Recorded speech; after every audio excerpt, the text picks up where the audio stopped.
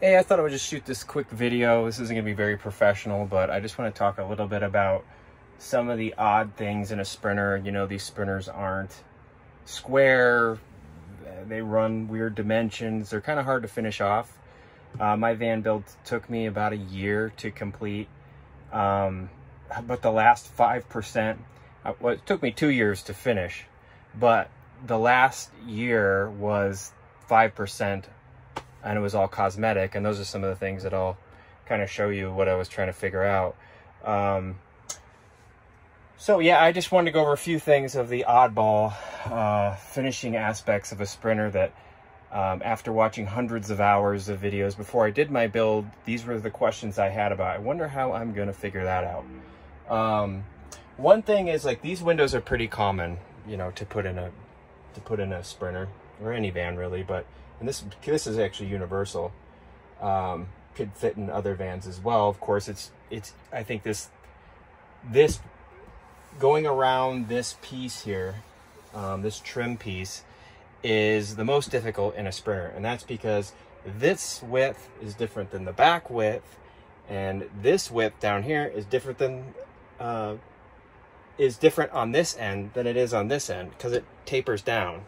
So it's very hard if you want to do this in wood. You can do it. There's people out there that have videos on it, but it was going to take too much time. And I was like, I don't want to deal. I want to deal with this. So I actually put my walls in place, and I can do a video on my walls if anybody's interested in how I did those. But this is really just 1/4-inch ply that I spray painted, airbrushed, and I didn't have any trim in this. And I was like, well, how am I going to do it? What I ended up doing is getting a piece of neoprene because it's mold resistant and it's water resistant. So I figured that was going to be a good choice for this. And then I cut it. I got a big block of it, and I cut it 1 inch thick and 2 inches wide. And I ran the strip all the way around, and I kind of seamed it together with a little glue at the seam points here and here, and it worked really well. You can see, I mean, it's not perfect, but it's good enough for me. And if rain comes in, it kind of sits on this. If I leave the window open, it sits on this, and that worked really well. I think I tapered it a little bit towards this end, but it expands and contracts, right? So it doesn't have to be perfect, and you can kind of press it in there and make it fit. So that's what I did for that, which is something I haven't seen anybody do. The other thing, let's look at the walls here. I guess I'll cover this one piece. Is like, I was wondering, how am I going to finish this connection here? Because these, you know, it's sloping up like this and it's coming across like this. It's not square. It's not a 90-degree angle where you could just get a piece of bracket, you know, a 90-degree bracket. So what I ended up doing is getting a 90-degree strip of aluminum and putting one strip here and one strip here. Is it perfect? No. I mean, there's a little gap in there. You could make it better. You could make it tighter. But I think overall it looks pretty good, and it was a good way for me to finish it. And another thing with my design was I want to be able to take everything apart and it not be a big deal. I can take this wall out, no problem. You know, if I get hail damage, which almost just happened the other day, luckily it wasn't big enough to put dents in, but it was very close call. I can take this whole wall out. You know, if somebody runs into me, backs into me, I want to be able to take everything out, and I can. So that was one of my design goals. You know, from here to the back, I was like, well, am I going to do this all in one piece? I was originally thinking I'm going to do this whole roof in one piece. That's very hard to do. I did my whole van myself, but even doing this with 2 people, that would be tough. And also, if I need to take out a piece to upgrade something, to do some wiring, doing anything later, then I got to take this whole thing out. What I ended up doing is splitting it, and I just put a piece of aluminum here. It's actually on magnets, earth magnets. And I may change that up later, but I can actually take it out. And I've had it in place for a long time, and it's never once come out. Over here, this is another weird thing. How do you deal with all this? This cutout for this light. This is the cargo model. This box for your doorstop. It's just, the angles are all weird. It slopes back. It's got all these little knots, or these little bolts here. So I ended up, I don't know if I'm ever gonna finish this. This is what it's like without any finishing edge on it. Again, it's one of the things I don't really care. I'm gonna leave it, but if you wanna make it fancier, I put on the 1/4 inch edging here. It fits on a 1/4 inch ply, or whatever you're using for a 1/4 inch gauge. This is another one. Anybody with a Sprinter will know this one. You have these huge gaps. Here's your front headliner. Now, if you have the back headliner, obviously you have different goals, but if you don't have a back headliner and you're doing everything yourself, you're gonna have this big gap here. What are you gonna do? Well, I ended up just like, well, I'm just gonna cut a piece of this neoprene, stick it in here, and I kind of roughly cut it. I didn't really measure it that well. Roughly cut it, and again, it can expand and contract, so I just popped it in there, and just on my first run, I was like, you know what, that's good enough, I'm gonna leave it.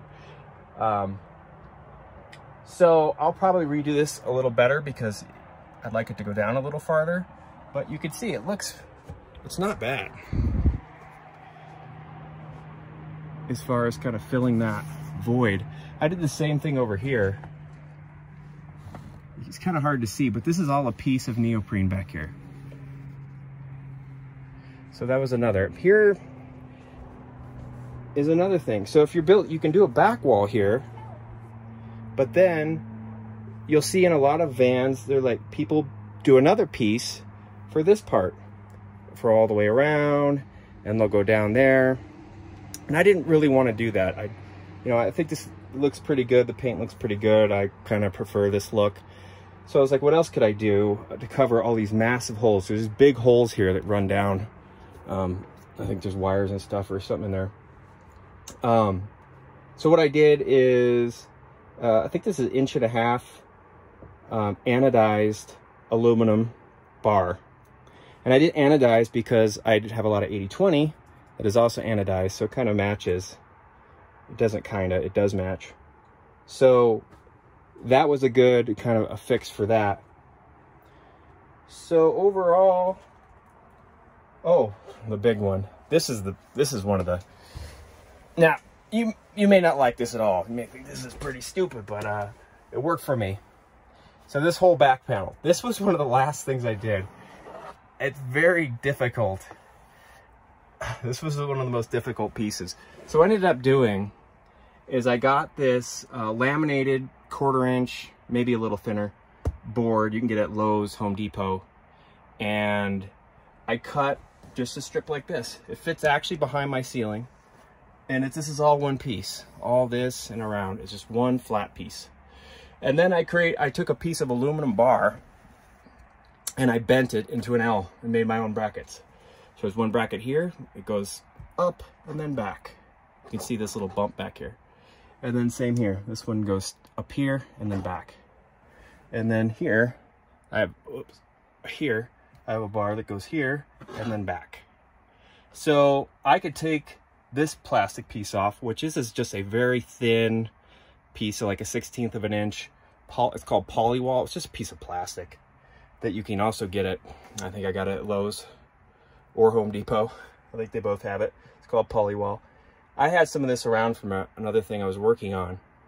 So I just cut this, actually just put this on Velcro, and I slipped it underneath this trim piece. This is just a little 90-degree corner piece. I slipped it under there. Now, it looked pretty good, but I didn't like the humps from my L brackets. So what I did is I got a heat gun and I pressed it. It doesn't look that pretty, to be honest. It looks better than it did with the humps, but if you got a piece of ABS plastic, those are better with a heat gun. They mold a lot better than Polywall. That was just what I had available. I had it laying around. But if I did it again, I'll probably get some ABS plastic and mold it with a heat gun. But overall, I'm happy with it. I think it looks pretty good.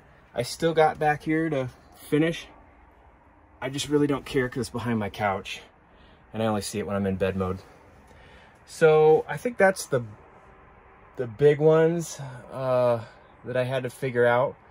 But I wanted just to kind of share some of the things that I haven't seen in other videos. So hope it helps somebody. All right, take it easy.